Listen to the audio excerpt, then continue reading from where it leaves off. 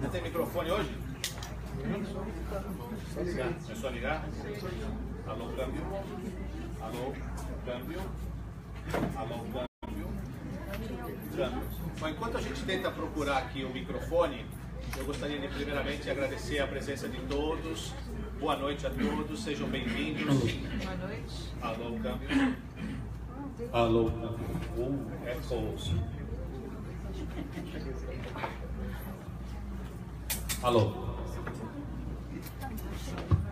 Echo. Não, eu só cantar e eu vou acabar com tudo. Vou acabar com isso aqui. Vai todo mundo embora, sair correndo, porque a minha voz é de taquara rachada. Eu ainda sou adolescente, ainda não terminei o processo de crescimento, então eu tenho algumas dificuldades com a minha voz. Mas, uma vez mais, boa noite. Muito obrigado pela presença de todos. Hoje nós estamos tendo a imensa alegria e satisfação de recebermos na nossa casa o Marlon Haydn, que vai fazer a nossa palestra, o nosso estudo hoje, o Inimigo em Mim, a Projeção. Mas sempre antes de nós iniciarmos qualquer atividade na casa, nós iniciamos com uma leitura para que nós possamos nos conectar com a espiritualidade, já sentirmos as vibrações que a espiritualidade está preparando e trazendo para nós. E logo em seguida nós fazemos a prece e damos início às atividades e aos trabalhos. Apenas para que nós possamos entender o processo dessa noite, após a palestra do Marlon, que será em torno de 45, 50 minutos, nós vamos abrir um tempo, um espaço para perguntas referentes ao tema. Por favor, vamos nos ater ao tema falado nessa noite, para que a gente todos possamos tirar o máximo de proveito dessa oportunidade. E ao final, obviamente, como sempre, nós fazemos as vibrações e partimos para os passes, como em todas as noites, ok? Para que a gente possa iniciar, o Etienne vai fazer a leitura do livro Pão Nosso.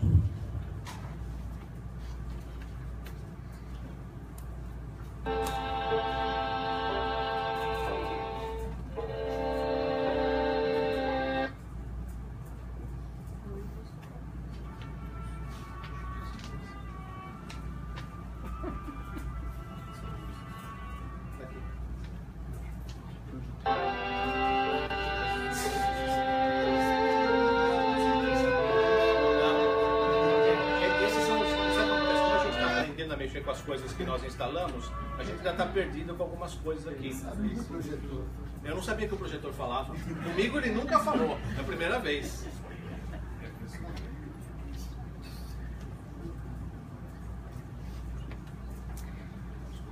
Tem muito para aprender, né, Alexandre?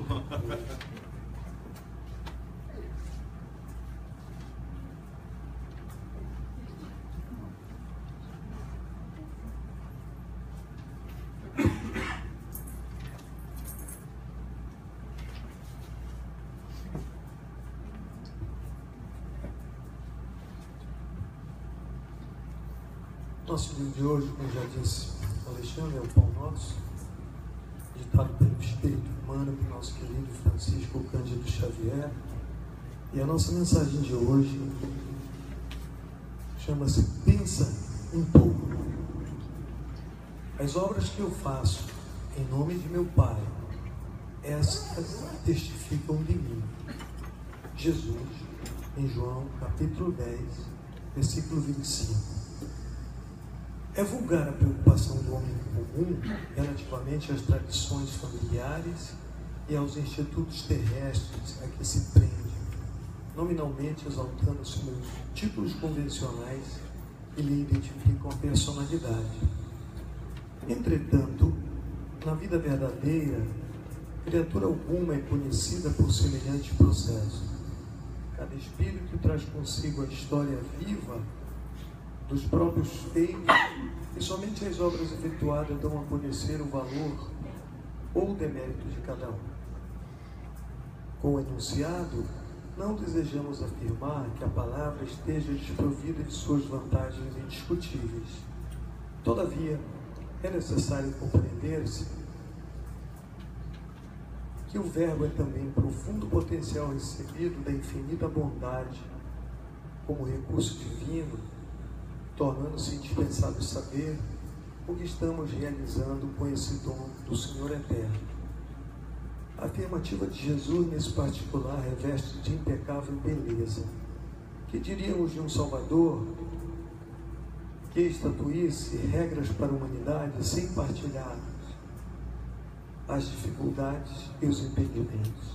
O Cristo iniciou a missão divina entre os homens do campo, viveu entre doutores irritados e pecadores rebeldes, uniu-se a doentes e aflitos, comeu o duro pão dos pescadores humildes e terminou a tarefa santa entre dois ladrões.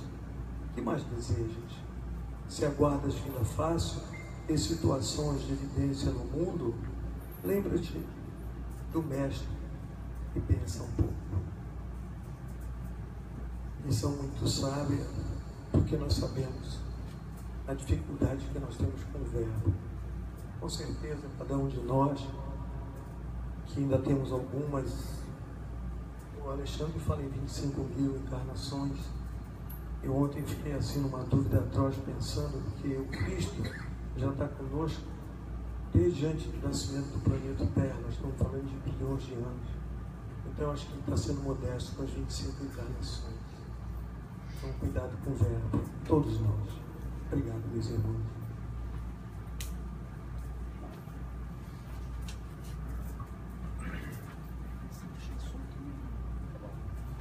Obrigado, Tia. Vamos procurando nos concentrar agora. Vamos elevando o nosso pensamento ao mais alto, buscando a conexão com a espiritualidade nesta casa, buscando a conexão com os nossos guias, com os nossos anjos tutelares, buscando através deles a conexão com o Mestre Jesus. Do Mestre, nós vamos nos ligando ao Pai Celestial e elevando a nossa fronte ao mais alto, buscando a conexão com o Pai. Nós vos dissemos: Senhor nosso Deus, agradecemos-te, ó Pai, pela oportunidade e pela bênção que nos oferece nesta noite. Obrigado, Senhor, por nos trazer até aqui, por nos colocarmos todos juntos neste momento de estudo e de aprendizado. Que as lições aqui ouvidas possam ser, Senhor, escutadas. Que as lições escutadas possam ser compreendidas. Que a compreensão, meu Pai, nos leve à ação e da ação nos impulsione ao crescimento que tanto almejamos. Permita-nos, Senhor, tirarmos o melhor proveito dos ensinamentos desta noite. Fortalece-nos em nossa fé e em nossa disposição de melhorarmos. Ampara-nos em nossos propósitos de seguir adiante na jornada que Tu colocastes à nossa frente. Abençoa, Senhor, o nosso companheiro que veio do Brasil de tão longe, deixando os seus afazeres e os seus interesses para trás, para vir compartilhar conosco. Que a luz que nos brilha sempre possa abençoar o nosso irmão Marco e nos permitir a todos que tenhamos uma noite abençoada e iluminada. Que assim seja. Amém. Muito bem. A plenitude tem a alegria e o privilégio de iniciar ou de ser a casa de abertura de uma série de palestras que o Marlon vai fazer na Flórida, culminando com a palestra na Assembleia Geral da Federação Espírita do Estado da Flórida no próximo sábado. O Marlon é espírita desde a infância, iniciou a sua tarefa de palestrantes aos 13 anos. Bom, maravilha. Divulgando a doutrina espírita. É vinculado à Sociedade Espírita Cláudio Reis em Curitiba, onde é o atual presidente e onde coordena os grupos de estudo e dirige os trabalhos mediúnicos. É colaborador da Federação Espírita do Paraná, uma das mais atuantes e envolventes federativas que nós temos no Brasil, uma das mais produtivas também, e também é membro da Associação Médica Espírita do Paraná, divulgando a doutrina espírita através de palestras, seminários e treinamentos no Brasil e no exterior. Atualmente é o presidente da União Regional Espírita no Paraná e é membro do Núcleo de Estudos Psicológicos Joana de Ângeles. juntamente com o Divaldo, é coautor dos livros Refletindo a Alma, a Psicologia Espírita de Joana de Ângeles, e Espelhos da Alma, uma jornada terapêutica. Ainda é o autor dos livros Cultivo das Emoções, um caminho para a transformação moral, e Diálogo Fraterno, Ética e Técnica, da qual nós temos 2 exemplares de cada unidade aqui, que ficarão na casa para consulta, porque como não havia disponibilidade de trazer para todas as 12 casas em que ele vai falar, cada casa vai receber 2 exemplares, e nós vamos proporcionar àqueles interessados a oportunidade de estudarem através dessas obras. Profissionalmente ele é psicóloga, formado pela Universidade Federal do Paraná, e é especialista em psicologia analítica pela PUC. Trabalhou no Hospital Espírita de Psiquiatria e é coordenador do setor de estágios e cursos. Também é professor de pós-graduação. Sem mais delongas, nós gostaríamos de introduzir a todos Marlon Raibral, que vai falar sobre o inimigo em mim, a projeção. Marlon.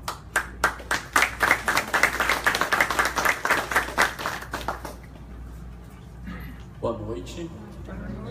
Primeiramente, queria dizer que é uma alegria estar aqui com vocês para refletirmos sobre a doutrina espírita. Em especial, nós queremos trazer um viés de estudo que é a abordagem psicológica de Joana de Ângeles.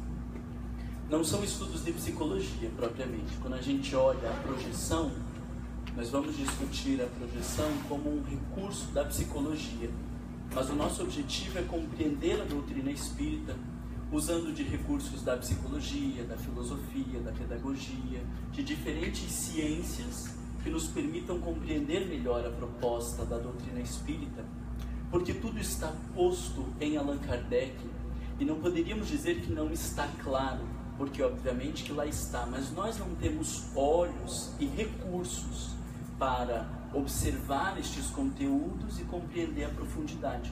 Assim como uma criança de 4ª série, 5ª série, que se tiver que ler um texto sobre medicina ou sobre filosofia, ela pode até saber a leitura, mas ela não consegue traduzir o que aquele conteúdo está expresso. E assim nós temos percebido a obra de Allan Kardec, que a gente consegue ler, mas muito pouco consegue atingir a profundidade que o texto propõe, porque não temos esses recursos, ainda não desenvolvemos essas habilidades. E a psicologia é um dos recursos que nos favorece compreender um pouco melhor a proposta de Jesus e os ensinamentos trazidos por Allan Kardec. O grande marco, ele é trazido pelo próprio mestre quando questionaram a ele sobre o maior, a grande lei. E Jesus, para susto dos fariseus, diz que a grande lei está exarada em 2 pontos. Amarás o Senhor teu Deus com todo o teu coração, com toda a tua alma e com toda a tua mente. Este é o primeiro e o grande mandamento. O segundo, semelhante a este, amarás ao teu próximo como a ti mesmo. Nestes 2 mandamentos está dependurada toda a lei e os profetas.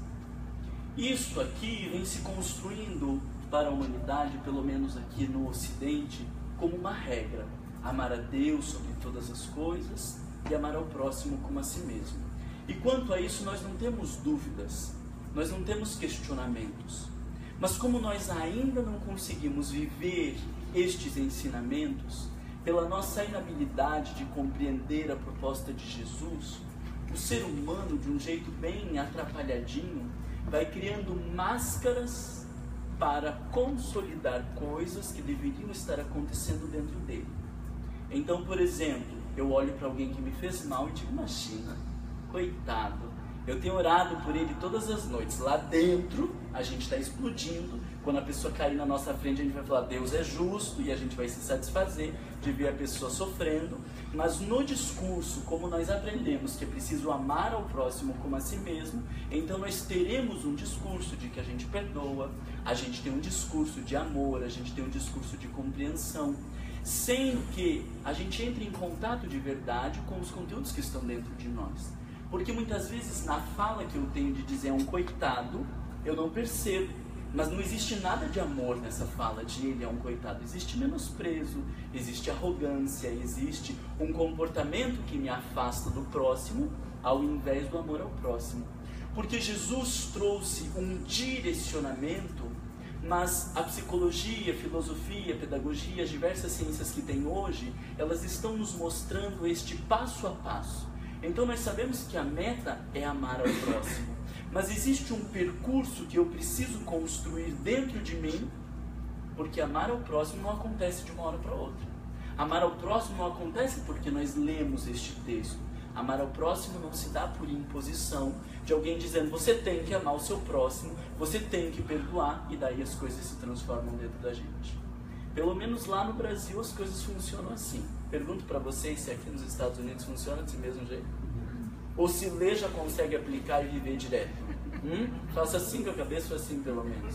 Porque se aqui funciona, daí a gente fala de uma outra coisa, um outro conteúdo. Mas se não funcionar, a gente continua nessa linha. O que vocês me dizem? Continua? Estamos todos no mesmo barco, né? Independente de continente ou de qualquer lugar do mundo, porque o ser humano é o mesmo, este mesmo percurso. Nós sabemos aonde queremos chegar, mas não consolidamos ainda o percurso que precisa ser organizado internamente para que a gente viva o grande mandamento. E aí a nossa proposta é de trazer hoje um recurso da psicologia para que a gente consiga entender esta lógica de que muitos dos problemas que eu tenho na relação com o outro, eles estão muito mais vinculados ao meu mundo interno do que ao outro em si. Então, quando nós falamos desse inimigo, nós vamos entender que muitas das pessoas que não gostamos, que temos dificuldade de convivência ou conflitos, elas têm mais a ver com os meus conteúdos pessoais do que com o outro. Eu queria que vocês vissem a cara de vocês daqui da frente. Será que a gente continua mesmo assim? Porque vocês estão vendo que o negócio é um pouco mais profundo, né? Eu vou ter que começar a pensar que ao invés do outro mudar, ao invés do outro ser assim o assado, talvez eu tenha que olhar para os meus conteúdos e fazer uma transformação que é dentro de mim. E talvez o outro continue a ser quem ele sempre foi, agir como ele sempre agiu, porque depois que o meu olhar se modificar, as coisas podem ficar bem. Olha que responsabilização. Isso é a proposta que Joana de Ângeles traz. Vocês têm leituras de Joana de Ângeles? Tem? Alguns? Joana de Ângeles traz esse olhar psicológico que ajuda a gente a sair de uma postura que eu diria de moralismo, de imposição, para dizer calma, nós temos uma meta, nós temos esse direcionamento, mas é preciso fazer uma construção, porque tudo que não for construído passo a passo dentro de nós colocamos uma máscara, fingimos que as coisas estão organizadas, fingimos que somos almas caridosas, espíritos nobres, mas quando nós desencarnamos, nós vamos descobrir que a coisa não era bem assim. E aí o triste é que depois que desencarnou, foi muito tempo perdido. O nosso percurso deve ser de tomada de consciência agora, para que eu mude as posturas agora, mude agora a minha forma de me relacionar e não perca o tempo dessa encarnação. Faz sentido isso para vocês? Ok. Então vamos avançar um pouco. Para que a gente possa entender o que é a projeção como mecanismo de defesa do ego, antes de tudo nós precisamos entender um conceito muito importante da psicologia, que a gente usa o tempo inteiro no nosso cotidiano, sem saber do que a gente está falando. Esse conceito é o inconsciente. Vocês já ouviram falar de inconsciente? A gente fala, fulano fez inconsciente, não sei o que, não sei o que. Então eu quero primeiro explicar para vocês esse conceito de inconsciente, para que depois a gente possa aprofundar na questão da projeção. Embora a gente tenha esse combinado de 10 minutos de pergunta no final, como nós estamos abordando alguns conceitos, se não ficar claro, eu preferia que vocês levantassem a mão para que eu pudesse explicar, porque se o conceito não estiver claro, a gente não consegue fazer a conclusão conjunta. Então, se não estiver claro, não tem problema, levante a mão para que a gente possa esclarecer e caminhar na medida... para que a gente possa caminhar na medida que vocês forem entendendo, né? Eu tenho um pavor de passar todos os slides e depois terminei como se eu tivesse cumprido com a minha obrigação e não fez sentido nenhum para vocês. Então eu prefiro que a gente fique em 2 slides, e nem que seja para ficar discutindo só sobre o inconsciente, e isso estar claro para vocês, do que vir aqui para mais atrapalhar do que ajudar o raciocínio de vocês, ok? A lógica do inconsciente, ela é simbolizada por Freud. Quando nós falamos de Freud, nós estamos falando de um neurologista que nasceu no final dos anos de 1800. O grande marco que ele traz para a psicologia é em 1900, então veja que nós estamos falando de mais de 100 anos atrás, que ele já nos ensinou sobre a questão do inconsciente, e nós ainda não conseguimos incorporar ao nosso dia a dia. Freud, ele faz uma analogia de que aquilo que eu tenho na consciência, aquilo que eu sei a meu respeito, é como um iceberg, e essa pedra que nós vemos do iceberg. Então, quando eu pergunto para vocês o que aconteceu de mais marcante para vocês no ano passado, vocês sabem ou não sabem me responder? Sabem responder. Tem alguma coisa que me aconteceu, o que foi melhor, o que foi pior. Agora, se eu pergunto para vocês o que foi mais marcante na personalidade de vocês e que influenciou no jeito de ser quando vocês tinham 2 anos de idade, vocês sabem dizer? Não. Mas esta fase dos 0 aos 2 anos de idade são quase que determinantes na formação da nossa personalidade. E a gente não acessa esses conteúdos, mas eles fazem parte de nós. Essa é a lógica do inconsciente. De que aqui encontra-se o que eu acesso. Quando eu pergunto o que vocês comeram ontem, vocês sabem me dizer, ou pelo menos deveriam saber dizer o que comeram ontem. Se não sabe, é bom consultar o neurologista, que pode ter algum probleminha aí no meio do caminho. E então aqui, organizando isso que eu tenho na consciência, nós temos o ego. Ego, vocês já ouviram falar do ego?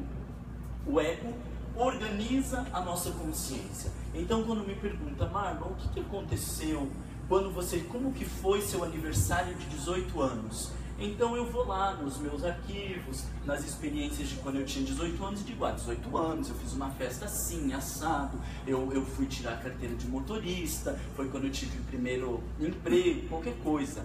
Estas questões, elas estão todas, o ego consegue acessar, transitar por estes conteúdos. Mas o que Freud nos mostrou é que tudo aquilo que eu consigo acessar é uma pequena parte de tudo aquilo que me compõe e que determina o meu jeito de ser. Então eu acho que eu estou fazendo as coisas por conta de determinada situação. Mas no fundo, o que direciona para onde que esta pedra anda é a parte de cima ou a parte de baixo? É a parte de baixo. O que fez ele afirmar que nós somos muito mais dirigidos pelo nosso inconsciente do que pelo consciente. Vocês conseguem acreditar nisso? Que nós somos muito mais dirigidos pelo inconsciente do que pelo consciente? Deixa eu dar um exemplo claro para vocês. Vocês já leram um texto do Evangelho que tenham achado muito bonito, como o homem de bem? Já leram um texto do homem de bem no Evangelho? O homem de bem perdoa, o homem de bem é caridoso, o homem de bem é humilde, indulgente, tal. É lindo aquele texto. Por que você não vive aquele texto conforme você já aprendeu?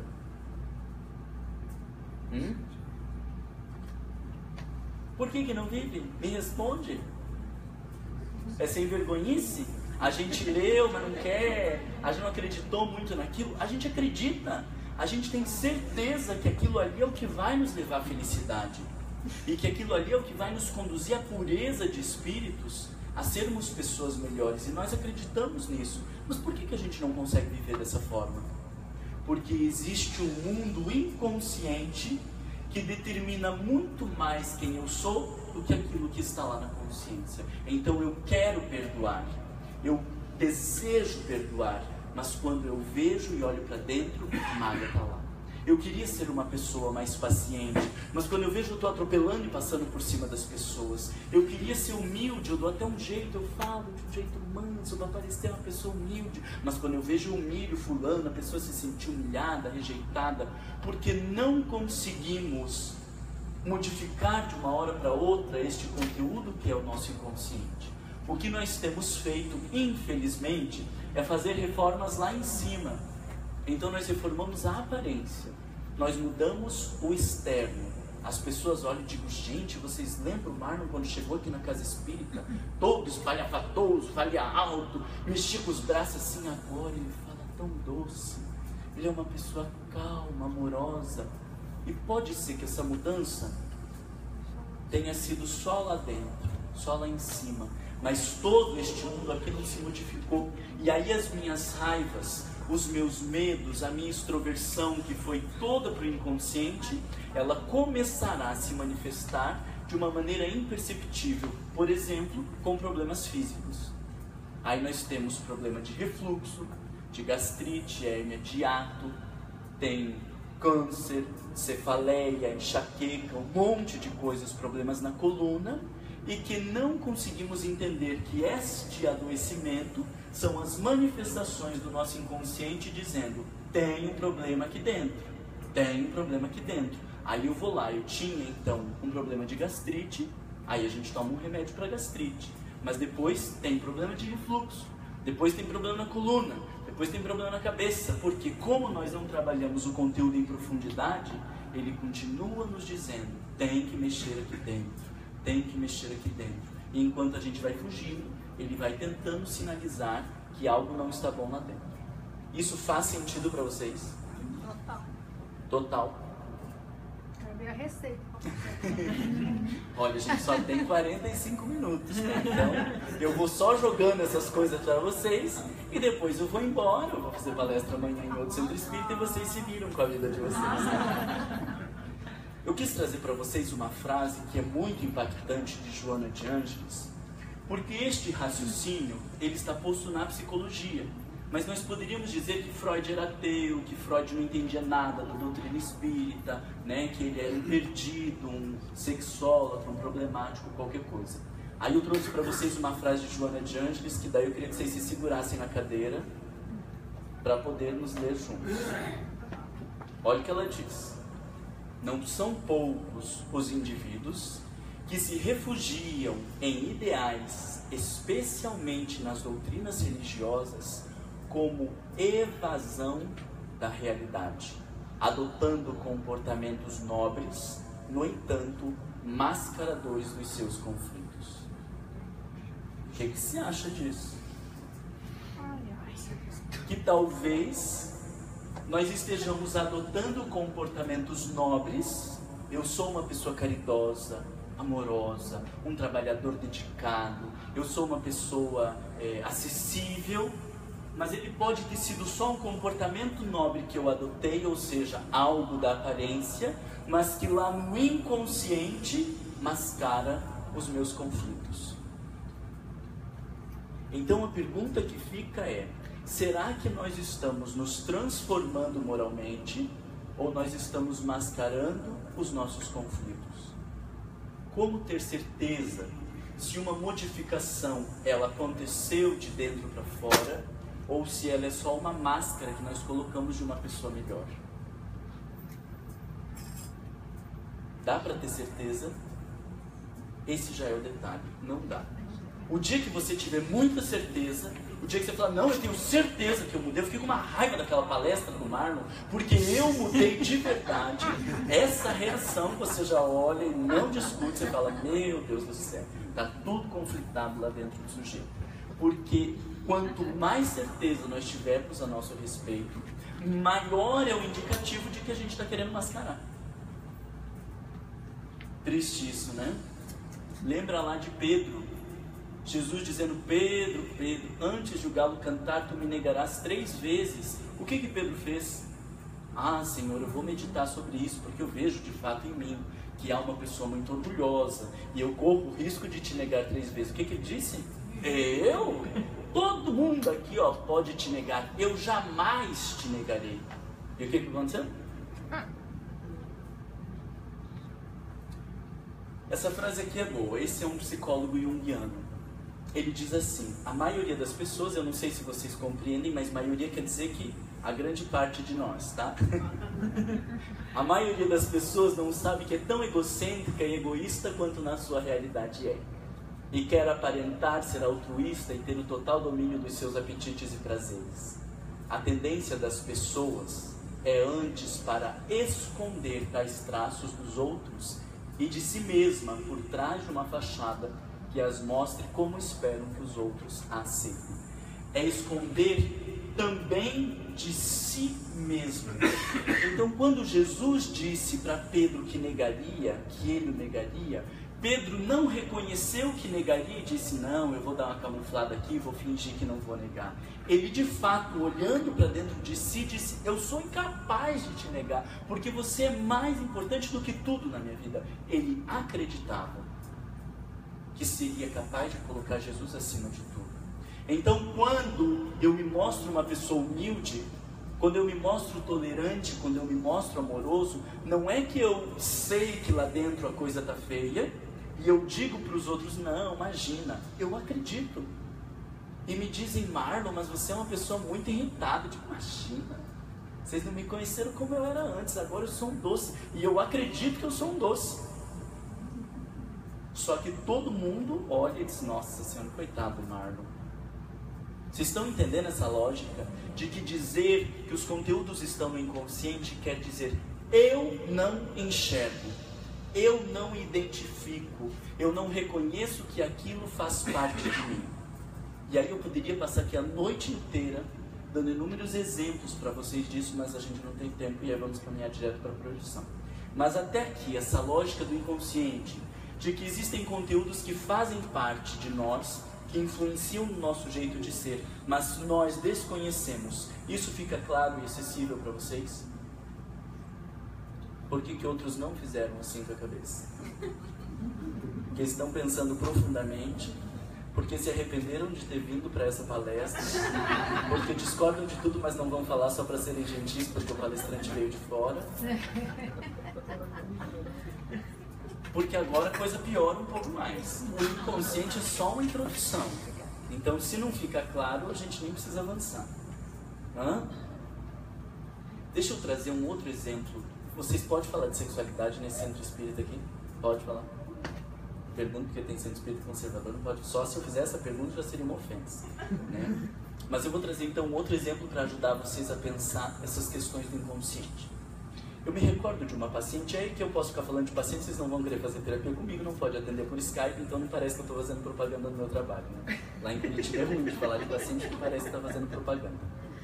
Mas então, só para vocês entenderem um pouco mais a lógica do inconsciente. Chega uma paciente dizendo, eu não tenho prazer, eu não tenho o menor desejo de ter relações sexuais, e quando o meu marido me obriga a ter relações sexuais, isso me machuca, arde, eu sinto um horror, e eu prefiro largar dele, e já não é o primeiro, eu prefiro largar dele do que ter que lidar com essa coisa de sexualidade, que eu não gosto disso e não preciso disso na minha vida. Esse é o discurso do consciente ou do inconsciente? Do consciente, aquilo que ela vê. Depois de um longo processo de análise, o sujeito vai aprendendo a olhar para dentro dele, e aí olha o que um dia apareceu para ela, que estava lá no inconsciente. Então estou trazendo para vocês perceberem que esses conteúdos vão aparecendo. Olha o que apareceu. Ela disse, Marlon, eu lembrei de uma vez, eu tinha uns 3 ou 4 anos de idade, e a gente estava assistindo TV, e tinha um casal se beijando, e eu disse para minha mãe, quando eu vejo ele beijando, dá uma coisa na minha pepeca. O que a mãe fez? Desceu o cacete na criança, bateu nela, e o que ela assimilou no inconsciente? Não pode ter prazer. Porque este negócio de ter prazer com a sexualidade é feio, é reprovável. Minha mãe não gosta disso. E então ela vai crescendo numa família castradora, e veja que com 3 anos para ela estar sentindo um negócio na pepeca, porque a sexualidade estava lá a todo vapor, né? Porque vai aparecendo 5, 6 para frente, então a sexualidade estava a todo vapor. Mas o que aconteceu com essas experiências? Ela foi reprimindo, até que consolida-se como um adulto que diz, eu não tenho desejos sexuais. Não tem desejos sexuais? Tenho. Mas aonde eles estão? No inconsciente. E na medida que ela consegue acessar os conteúdos do inconsciente e vai verificando que isso é um preconceito, que ela não precisa assimilar essa ideia de que o sexo é feio, de que é sujo, de que é um equívoco, de que sua mãe não gosta, e vai conseguindo relacionar-se de uma maneira diferente com a ideia de sexualidade, ela consegue então ter sexo com seu marido de maneira saudável e prazerosa, como se espera de todo ser humano. Esse exemplo deixa claro para vocês a questão do inconsciente? Deixa, né? Achei que seria bom de trazer. Então agora a gente vai pensar sobre a projeção. Quando fala projeção, qual é a ideia que vocês têm? Máscara. O que mais que vocês associam com projeção? Tem um copo de água? O que mais que vocês associam com projeção?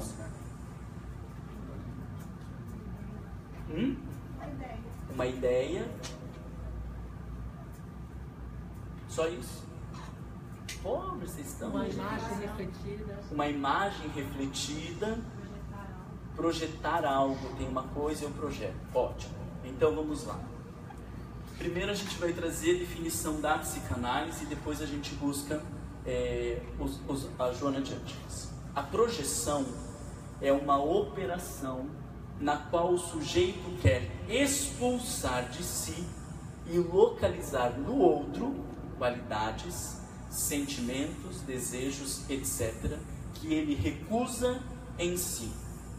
Trata-se de rejeitar para fora o que se recusa a reconhecer em si ou o que se recusa a ser.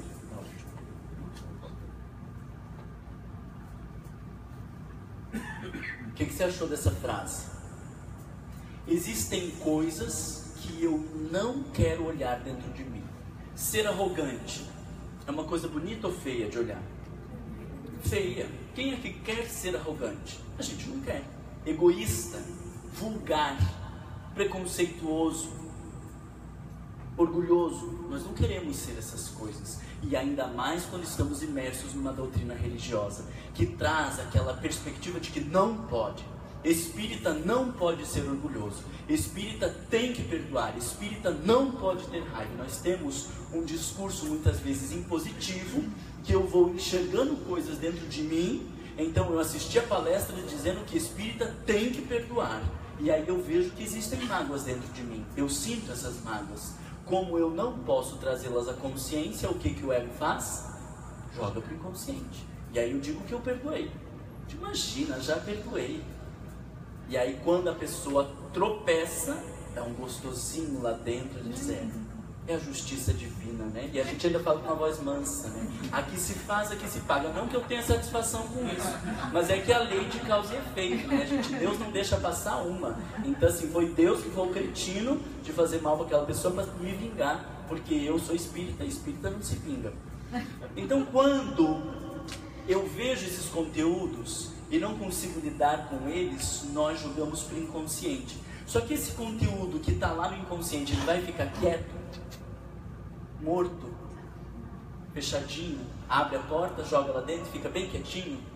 Se pegar um de vocês, vamos pensar assim, um de vocês bem rebelde, falando, gritando, enchendo o saco aqui, aí a gente pega e joga lá na salinha do passe.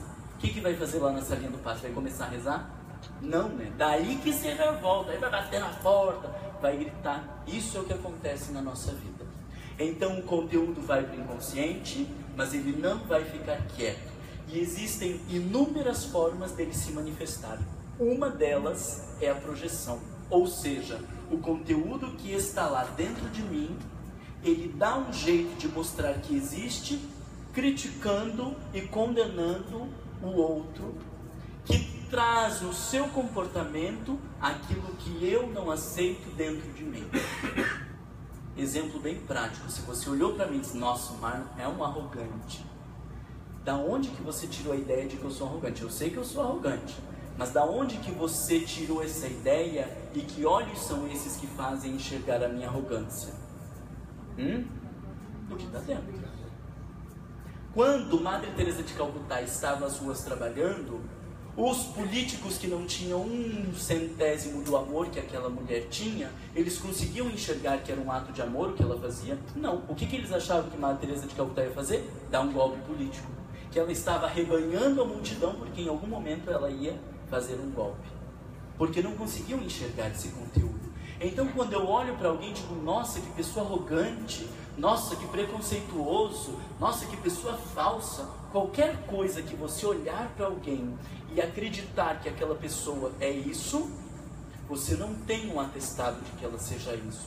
A única coisa que você tem ali atestado neste ato é que este conteúdo está dentro de você. Tristes. Não, é mais fácil. Oxe, É Maria. mais fácil de você lidar. Sim, mas olha só, daí eu digo, meu Deus, então aquela mulher que eu estou dizendo que ela é uma sem vergonha, eu vou ter que olhar para a sem vergonha que existe dentro de mim? Não, vamos continuar olhando para ela como sem vergonha, vamos continuar apedrejando ela, vamos falar para as outras pessoas que ela é uma sem vergonha, porque é mais fácil olhar para ela como sem vergonha do que olhar para a sem vergonha dentro de mim. É, não é? Mas é mais fácil olhar para, então, entender e olhar pra gente com outros olhos. Sim, porque isso vai ser libertador dentro da gente. Exato, tentar respirar e falar, tá, e agora? Isso é meu, e o que eu vou fazer com O que isso? eu vou fazer? Né? Porque enquanto eu estou olhando para sem vergonha que está lá fora, então eu vou ficar preso a isso e vou me incomodar com todas essas pessoas e vou estar olhando sem vergonhas em todos os lados, e isso vai sempre me afligindo. Na medida que eu começo a olhar para a pessoa sem vergonha que existe dentro de mim, como eu entrei em contato com o conteúdo inconsciente e ele não precisa mais se manifestar, eu nem me incomodo com a sem vergonhice do outro. E se eu reconhecer a sem vergonha que existe dentro de mim, e vem uma pessoa dizendo que é sem vergonha, eu olho e digo, meu pai, tá tudo no mesmo barco, né? Ô, minha irmã, tamo bem. Não julgo, não condeno, porque eu reconheço as minhas limitações, eu sei que isso não dá para mudar de uma hora para outra, e quando eu olho as pessoas, eu as identifico como irmãos. Mas quando o conteúdo está no inconsciente, eu quero me livrar disso que eu tenho nojo, eu transformo os meus irmãos em inimigos. Diga. Se usar sentimentos positivos, o pressuposto é o mesmo? A mesma coisa. O apaixonar-se, ele é o movimento positivo da projeção. Verdade. Quando a gente... você olha para uma pessoa e diz, meu Deus, olha que ato nobre do fulaninho. Às vezes não teve ato nobre nenhum. Às vezes ele é um interesseiro se mostrando de pessoa nobre. Mas como eu enxerguei essa amorosidade, é muito provável que a amorosidade também exista dentro de mim. E aí, estou falando para vocês do exemplo do apaixonar-se. Alguém que já se apaixonou? O que acontece depois que a gente se apaixona? Com a rotina? A paixão vai crescendo enlouquecidamente? Não, né? Ela tende a se esfacelar. Por quê? Porque no apaixonamento eu projeto os meus conteúdos no outro. A mulher que se sente frágil, uma coitadinha, busca um homem forte e poderoso porque ela está projetando a sua força e o seu poder que ela não consegue acessar naquele homem. E ela acredita que ela precisa daquele homem. Mas depois que começa a se relacionar, vai descobrir que nem é tão forte assim, nem é tão poderoso assim, nem era tão assim, e aí o apaixonamento vai-se embora. E se nós não criamos uma admiração concreta pelos conteúdos concretos da pessoa, a gente então se desilude e foge dessa relação. Então, este ódio é a projeção dos conteúdos negativos, e o apaixonar-se é projeção de conteúdos do complemento da nossa personalidade. O homem fortão, maravilhoso, que faz o que acontece, ele se apaixona por que tipo de mulher? Pela mulher frágil, cuidadinha, que precisa de um homem forte para cuidar. Mas na verdade ele está encontrando a fragilidade que existe dentro dele naquela mulher. Triste, né? Eu devia de ter preparado melhor para falar para vocês, porque assim, depois disso agora, não tem mais graça se apaixonar. Porque daí quando você estiver lá toda encantada, aí você vai deitar na cama, pensa, meu Deus do céu, que pessoa maravilhosa. Aí você vai dizer, ixi, mas o Mar não falou que essa pessoa maravilhosa que eu estou vendo, ela existe dentro de mim, então acho que eu nem preciso dele para viver, então... é melhor eu ficar sozinho. E eu acho que isso é o legal de um relacionamento. Quando nós nos bastamos, o outro se basta e nós escolhemos estar juntos, mas não porque dependemos ou precisamos do outro, né? Porque daí no relacionamento é troca que a gente está fazendo, é quase um comércio.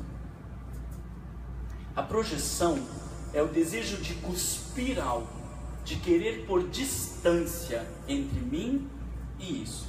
Então eu não suporto aquela ideia de que eu seja uma pessoa orgulhosa. E aí aparece o fulano e digo, nossa, olha como é orgulhoso, meu Deus do céu. E o fulano então, orgulhoso, não é que passa o dia inteiro falando de gente orgulhosa, mas de tempos em tempos eu enxergo um orgulhoso na minha vida.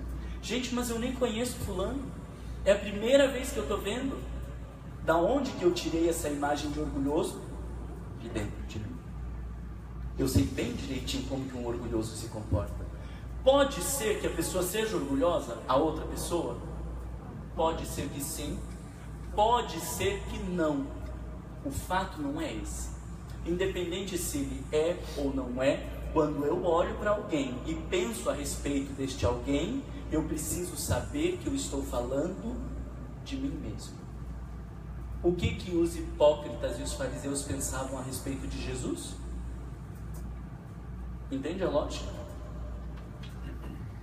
O próximo torna-se portador do mal que o sujeito não identifica em si.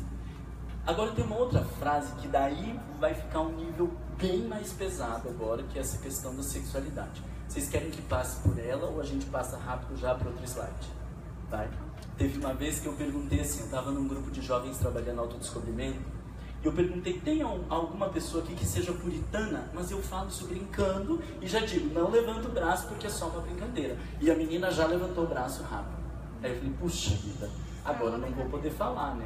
Não, pode falar. Eu falei, não, é que é um conteúdo muito pesado a respeito de puritanismo e eu acho que daí vai ficar constrangedor eu falar isso pra você aqui e pro todo o grupo. Não, pode falar, imagina, pode falar. A gente tá aqui pra se conhecer, pode falar. Aí quando eu comecei a explicar o puritanismo, a menina foi transfigurando aquela cara, você vai ver o ódio presente dentro dela porque é muito pesado.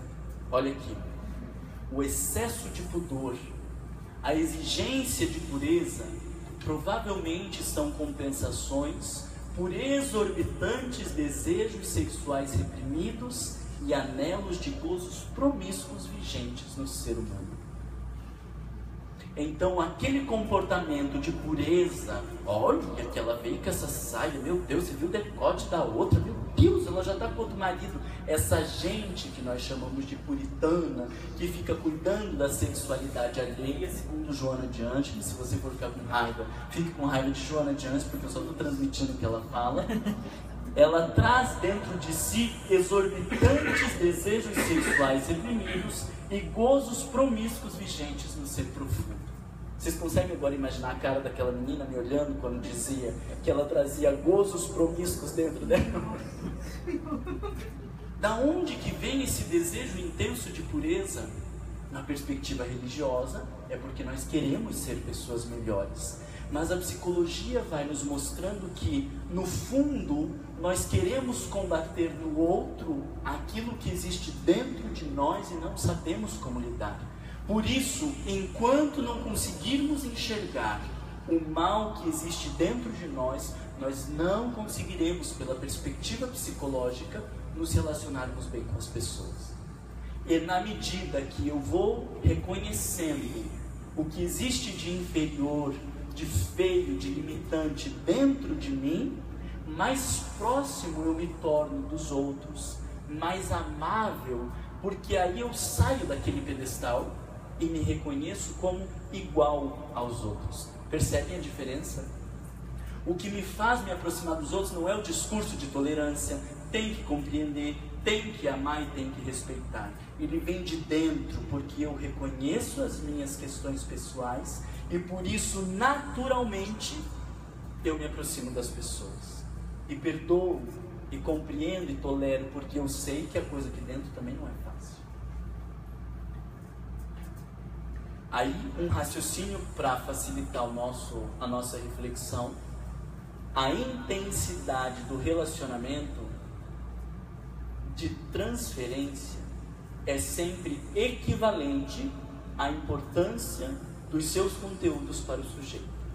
O que isso quer dizer? Que quanto maior for o mal-estar que eu senti em relação ao outro, mais complicado é esse conteúdo dentro de mim. Então aquelas coisas que a gente fica indignado, leva para casa para pensar, porque é muito provável que isso esteja intenso dentro de você. Tudo, Marlon, tudo. Porque eu posso olhar lá o fulano que matou a criança e ficar compadecido. Tipo, meu Deus do céu, como que pode um pai matar uma criança? Mas quando isso gera uma revolta dentro de nós, quando isso gera aquele mal-estar intenso, é porque muito provavelmente quando eu vejo a agressividade do outro, isso fala da agressividade que existe dentro de mim e que eu não consigo lidar. E aí olha que lógica interessante. Se eu eliminar o outro, eu não sou obrigado a olhar para a agressividade que está dentro de mim. Agora, se eu enxergo, suporto e convivo com o outro, eu vou ser obrigado a pensar, meu Deus, mas se ele é um pai, se ele é um ser humano, se ele tinha uma vida normal e fez o que fez, se eu sou um pai, se eu sou um ser humano e tenho uma vida normal, é possível que algum dia eu venha cometer esse tipo de ato? Não, matamos aquela pessoa, mas não vamos cogitar esse tipo de situação. Concordam? Pesado, né? A gente veio do centro espírita, era para falar de paz, de amor, de caridade. Aí sai com umas bombas dessa para pensar, né? Quanto maior for a revolta que eu sentir em relação àqueles conteúdos, mais intensos são os conteúdos dentro de mim. E qual é o problema de nós estudarmos sobre isso? É que aí, você está lá com seu marido, com a sua esposa, vocês dois assistiram a palestra. Então agora, quando você olhar uma prostituta na rua, são tudo umas sem vergonha mesmo, você vai estar se entregando. Então daí o que a gente faz? Surge aquele negócio dentro da gente, diz, elas são nossas irmãs, né? Que Deus é. Pelo amor de Jesus Cristo, não use desse conhecimento para camuflar mais ainda os teus conteúdos. Você use e diga para sua mulher ou para o seu esposo, meu Deus do céu, eu queria era matar todas essas prostitutas aí, porque eu acho que falam das experiências de sexualidade que eu tenho dentro de mim e que eu ainda não trabalhei. Mas não use desse conhecimento para reprimir mais os conteúdos que estão dentro de você. Aí a gente agora está com raiva, mas daí a gente respira fundo, coloca um sorriso no rosto para esconder os conteúdos inconscientes. Porque quanto mais você entrochar lá dentro, pior vai ser o movimento de saída quando precisar aparecer na consciência. Tá? Joana de Ângeles, ela diz, essa frase para mim, ela resume com muita clareza isso que nós falamos até agora. Toda vez que alguém combate com exagerada veemência determinados traços de caráter de alguém, projeta-se nele, transferindo do eu, que o ego não deseja reconhecer como deficiente, a qualidade negativa que lhe é peculiar. Torna a sua vítima o espelho no qual se reflete inconscientemente. Então, quando nós olhamos para o outro, é preciso pensar que eu estou me enxergando no outro, mas que eu não tenho condição de dizer quem seja egoísta, quem seja falso, quem seja vulgar, quem seja promíscuo ou qualquer outra coisa. Mas eu estou ali projetando os conteúdos do meu inconsciente. Então, quando nós voltamos à questão do amar ao próximo como a si mesmo, nós entendemos que aquela pessoa que eu tenho raiva, aquela pessoa que eu odeio, que eu menosprezo, aquelas pessoas que eu sou indiferente, que eu não gosto, elas talvez falem muito mais de mim do que eu imagino. E enquanto eu não tiver coragem de fazer essa viagem para dentro de mim, eu não conseguirei amar essas pessoas de verdade. Porque o amor que eu vou manifestar, ele vai ser apenas um amor de fachada para camuflar os meus conteúdos. No livro Atitudes Renovadas, para a gente concluir, ela diz, é preciso analisar o próximo como se ele fosse um espelho no qual a imagem própria apresenta-se inversa, refletindo as lamentáveis feridas espirituais do próprio observador. É fácil nós olharmos para as feridas espirituais que existem dentro de nós? Você sabe dizer quais são suas feridas? A gente não sabe. Então, quando eu me deparo com o outro, quando eu me exaspero, quando eu fico irritado, incomodado, critico, combato as pessoas, este é um presente. Porque a forma que o meu inconsciente encontrou de dizer, presta atenção no que está dentro de você. E então a gente não vai tentar camuflar isso, porque toda vez que eu me exasperei, eu preciso anotar, refletir, meditar sobre isso, dizendo, opa, talvez isso fale muito mais a meu respeito do que eu imaginava.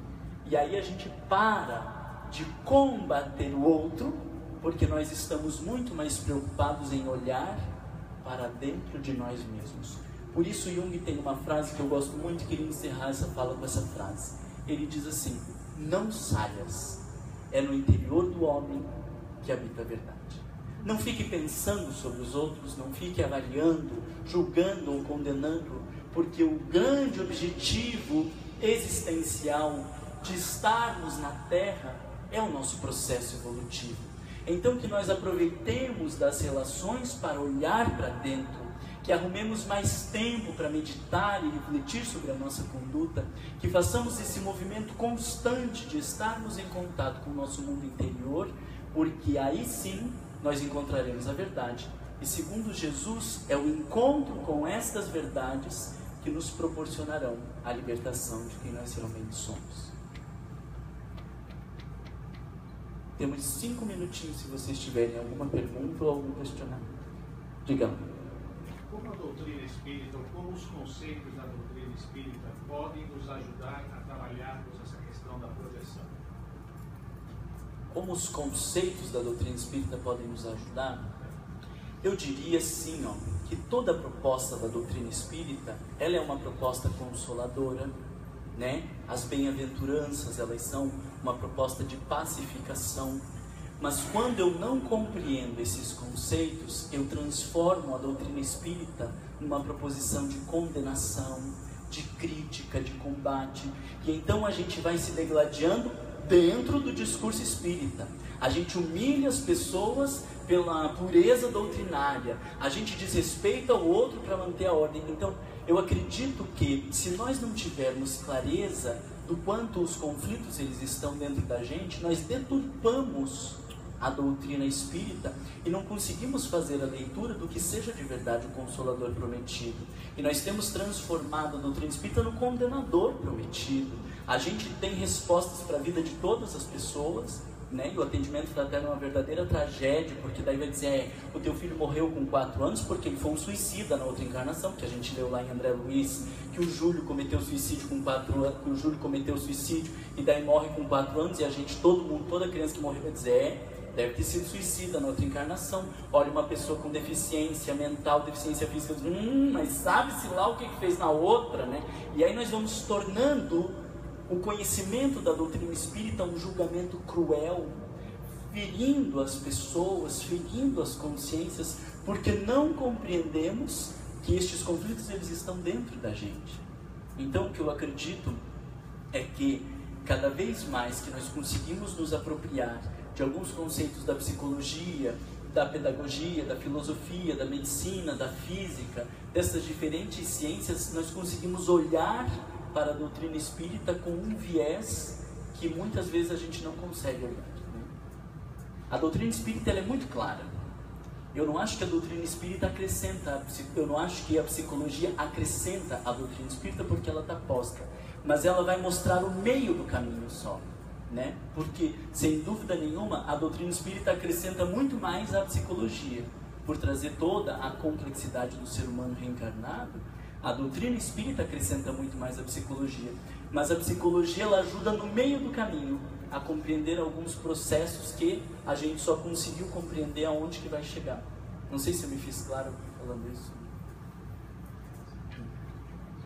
Alguém tem mais alguma questão? Tem uma colocação. Diga. Jesus, para mim, resumiu toda essa tua fala, quando ele diz que teus olhos veem embaixo da alma. Uhum. Vai no coração.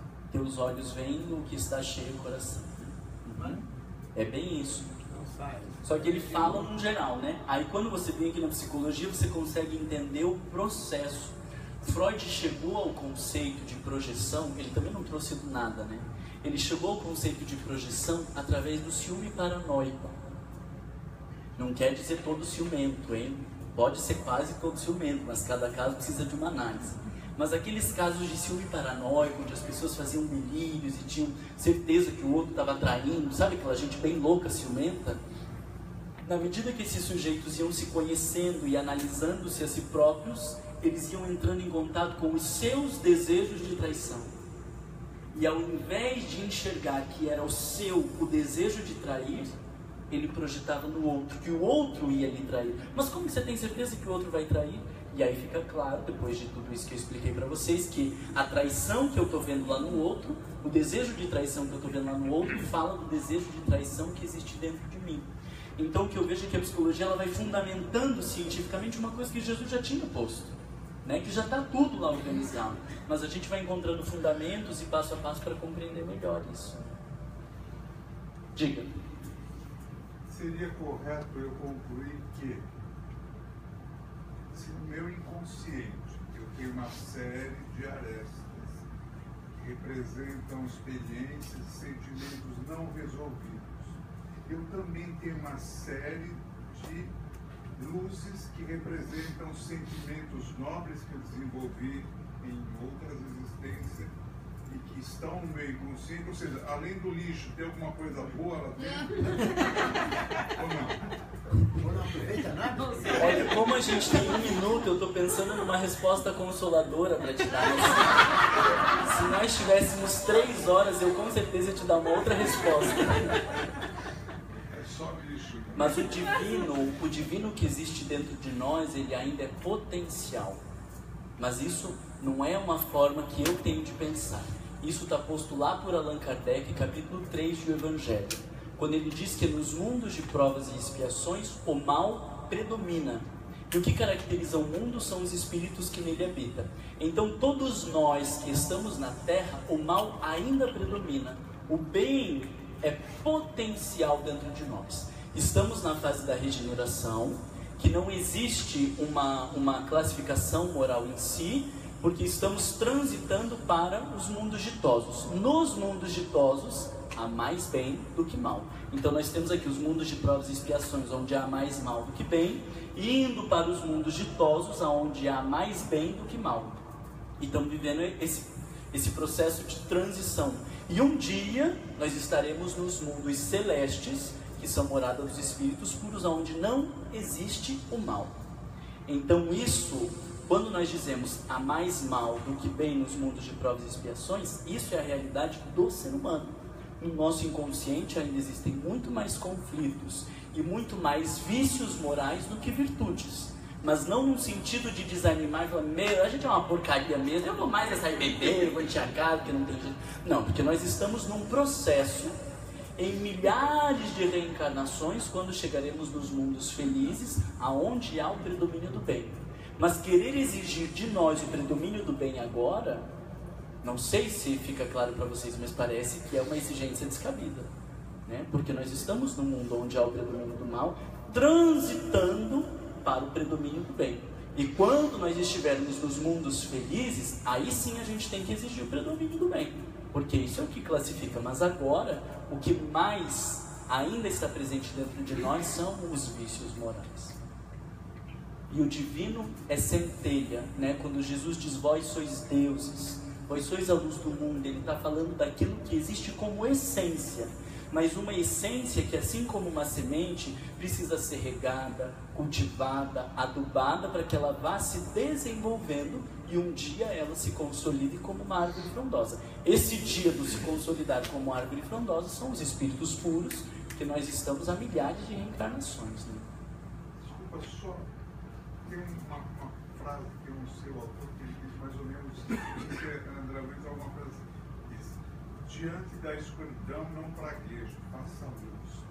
Então não seria talvez, é claro, nós temos ali no inconsciente uma quantidade muito grande de arestas, mas às vezes eu me preocupo que talvez se a gente fizesse, sem desconsiderar o que nós temos, trabalhar o nosso lado bom, não seria uma maneira terapêutica de nós diluirmos um pouco o nosso lado? Sim, mas o que é trabalhar o lado bom? Porque o que nós construímos até agora é uma máscara de bom. Então, eu acredito que trabalhar o lado bom é eu ter o comportamento de uma pessoa boa. Isso não é trabalhar o lado bom. Então, eu estou com raiva, mas eu vou engolir e fingir que eu não estou com raiva. Nós acreditamos que isso é trabalhar o lado bom. Eu vou ficar visualizando luz, eu vou orar e dizer, Senhor, me ajuda a perdoar e tal, tal, tal. Isso não é necessariamente trabalhar o lado bom. Porque se eu fiquei com raiva, é porque existe algum conteúdo dentro de mim que despertou. E enquanto eu não olhar para esse conteúdo dentro de mim, eu não vou conseguir lidar com essa raiva. Porque o problema não está no outro. As questões, elas estão dentro de nós. Olhar para dentro é transformador. E aí é o trazer luz. Luz não quer dizer bonitinho.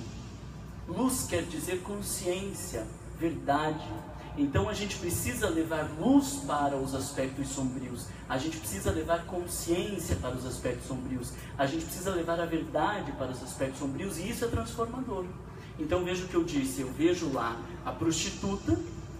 E quando eu reconheço os impulsos sexuais que existem dentro de mim, eu compreendo melhor aquela mulher. Eu respeito as suas limitações. Eu tolero a sua condição existencial.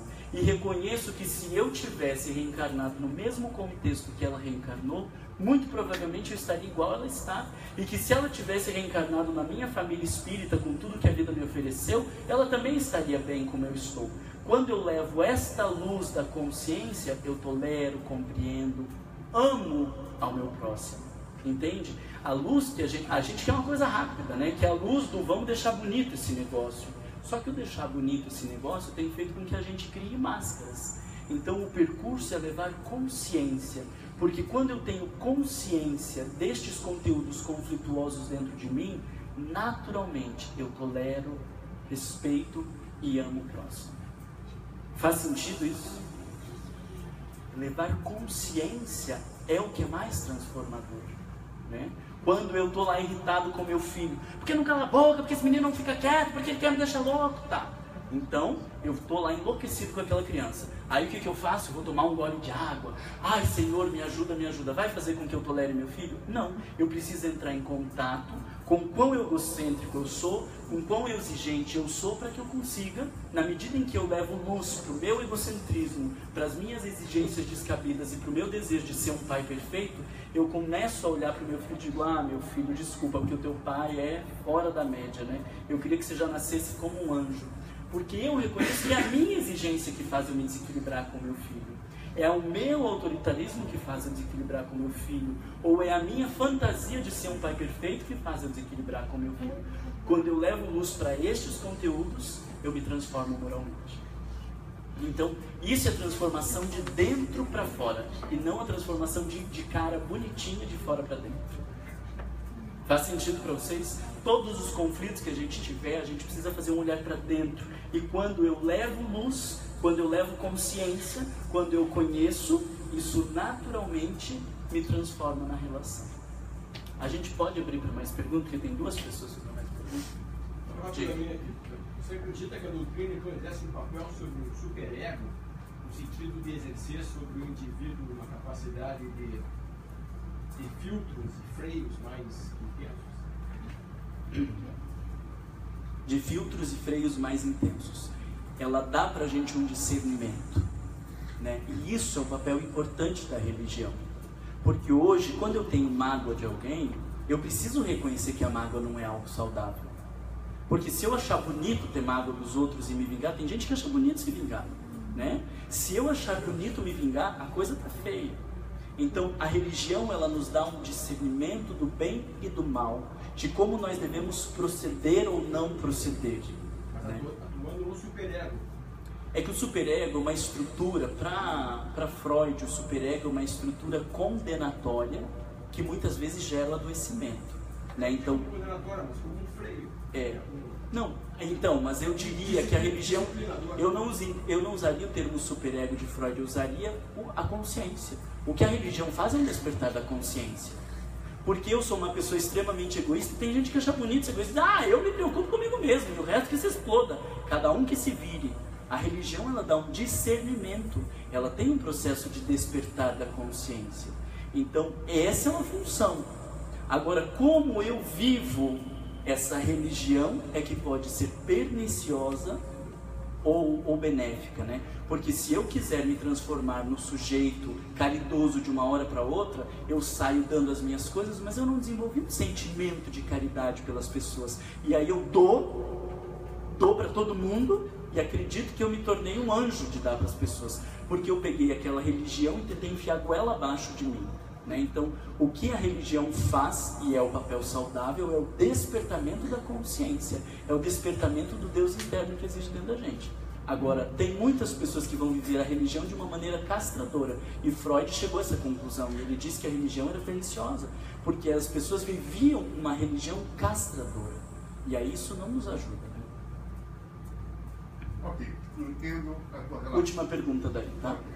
Tua relação da necessidade da empatia, ou seja, de colocar na posição do outro.